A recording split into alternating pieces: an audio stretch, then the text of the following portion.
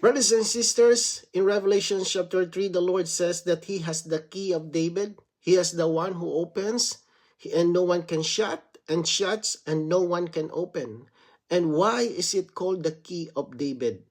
Well, in the Old Testament, David established the kingdom and prepared for the building of God's temple.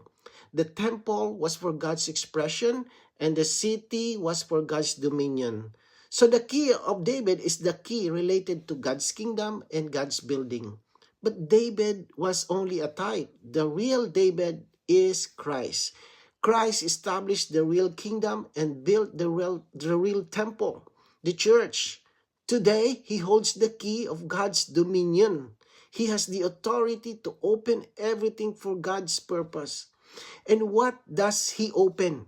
First, he opens our prison.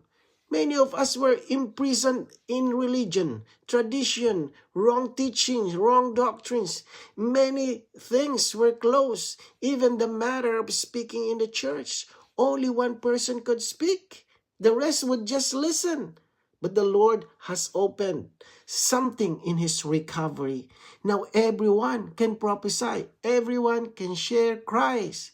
The meetings are not closed. They are open. This is not a small thing. This is the key of David in operation.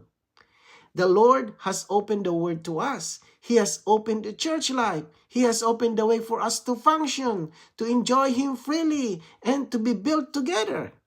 This is the Philadelphia condition. Keeping His word, not denying His name, and walking through the open door. Brothers and sisters, we are not in religion anymore. We are not imprisoned. We are in the reality of God's house. And this open way leads us to something.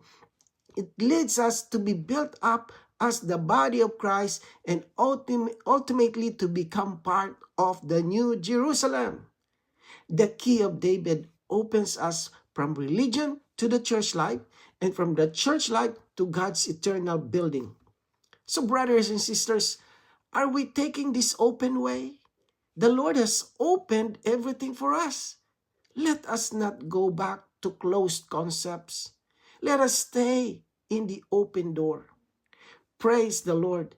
So brothers and sisters, did you receive it today? Then let's pray. Lord, thank you for being the real David and for opening the way for your building. Keep us in this open door and lead us on to the New Jerusalem. Amen.